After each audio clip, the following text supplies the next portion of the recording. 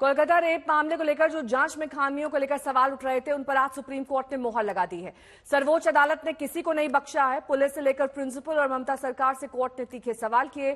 तथ्यों को देखकर चीफ जस्टिस की अगुवाई वाली बेंच ने कुछ साफ और सीधे सवाल किए, जिनके जवाब सरकार के पास नहीं थे। सरकार की अगुवाई वकील कपिल सिब्बल कर रहे थे और चीफ जस्टिस की अगुवाई वाली बेंच सबसे ज्यादा नाराज प्रिंसिपल के रोल को लेकर दिखाई दी। प्रिंसिपल के तबादले को लेकर कोर्ट ने सवाल किए। ये कहा कि पीड़िता के माता पिता मौके पर नहीं थे, इसलिए एफआईआर कराने की जिम्मेदारी अस्पताल प्रशासन की थी।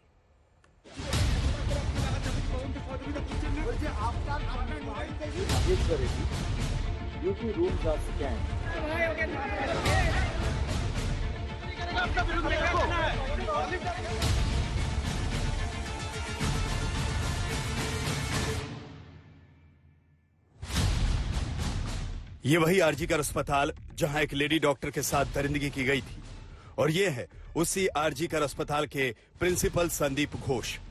संदीप घोष को ऐसा लगता है कि पश्चिम बंगाल सरकार ने सेफ पैसेज देते हुए दूसरे अस्पताल में ट्रांसफर कर दिया था, लेकिन वहां के छात्रों ने उनको ज्वाइन करने नहीं दिया और सुप्रीम कोर्ट ने इन्हीं प्रिंसिपल संदीप घोष को लेकर तीखे सवाल उठाए।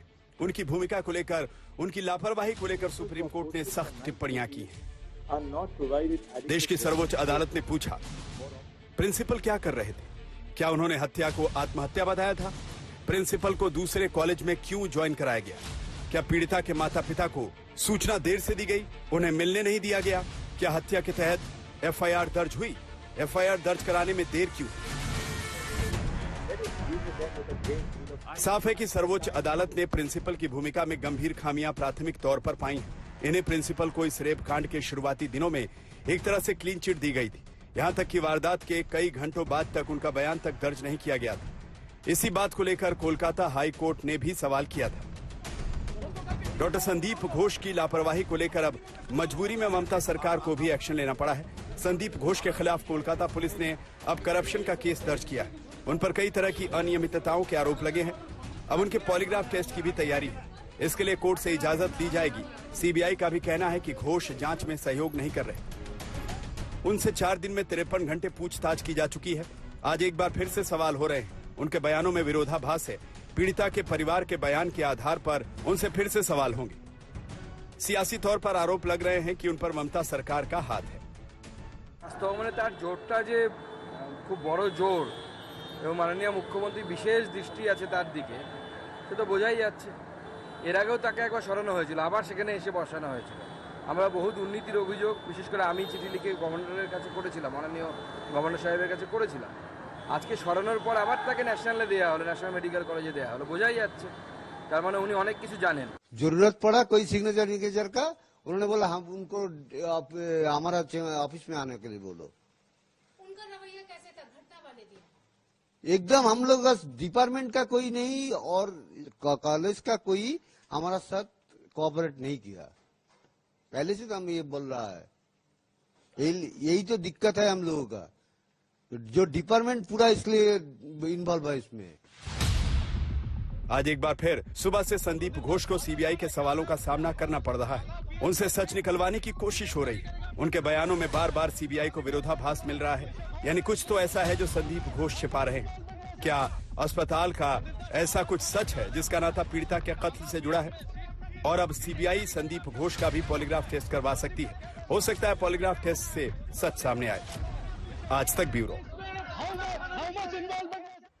वहीं पुलिस की जांच में भी सर्वोच्च अदालत को कई खामियां नजर आईं। खासतौर पर 14 अगस्त को आरजीकर अस्पताल में हजारों लोगों की भीड़ घुस जाने को लेकर सुप्रीम कोर्ट ने पुलिस से सवाल किए। सरकार की लापरवाही को लेकर कोर्ट ने टिप्पणियां की।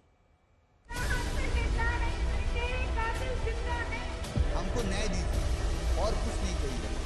हमारा लड़की जो किया है, अब तो कोई तो रिटर्न नहीं कर सकता है।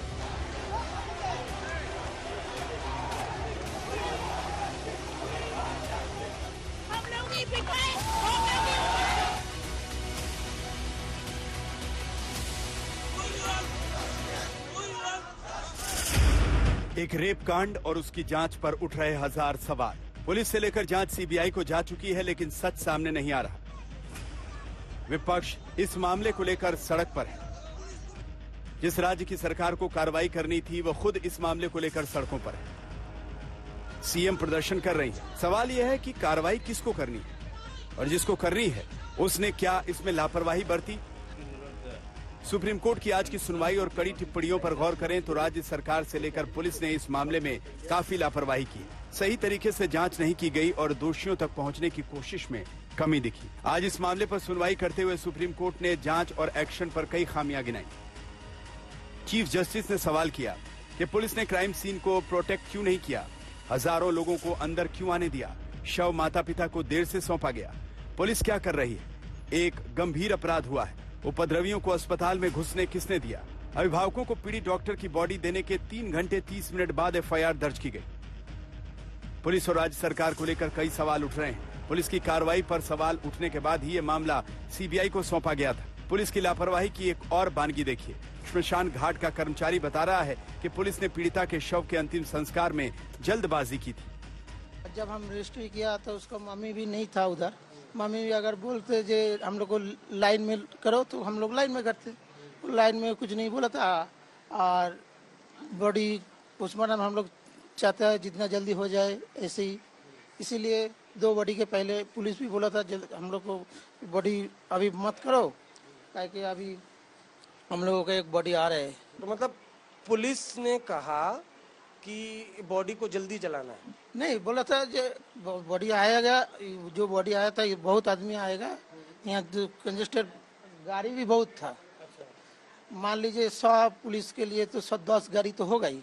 गाड़ी भी इधर कंजेस्टेड एरिया हो गया था, आदमी को आने जाने के लिए दिक्कत हो रहा था, इसीलिए पुलिस बोला है जो थोड़ा जल्दी करने के लिए। ये कोलकाता पुलिस हेडक्वार्टर की तस्वीरें हैं। मामले की जांच पर ध्यान जमाने की जगह कोलकाता पुलिस उन लोगों से पूछताछ कर रही है जिन्होंने इस मामले को लेकर बयान दिए थे। 2 डॉक्टरों को भी तलब किया गया था और इसके बाद नाराज डॉक्टरों ने कल पुलिस हेडक्वार्टर तक मार्च भी निकाला था। और ये तस्वीर उस उम्मीद की है जो सुप्रीम कोर्ट पर है। एम्स के तमाम डॉक्टर प्रोजेक्टर पर लगातार सुप्रीम कोर्ट की सुनवाई पर नजर जमाए हुए थे। डॉक्टर मोबाइल स्क्रीन पर भी सुनवाई कर हर अपडेट ले रहे थे। कोलकाता पुलिस और राज्य सरकार को लेकर सुप्रीम कोर्ट ने तो सवाल किए ही। कई दिन से राज्य के गवर्नर भी राज्य सरकार को लेकर गंभीर सवाल उठा रहे हैं। आज गवर्नर आनंद बोस ने गृह मंत्री, राष्ट्रपति और उपराष्ट्रपति से भी मुलाकात की। सुनिए राज्य सरकार को कैसे गवर्नर महिला सुरक्षा के मुद्दे पर फेल बता रहे हैं। Bengal is not a place safe for women.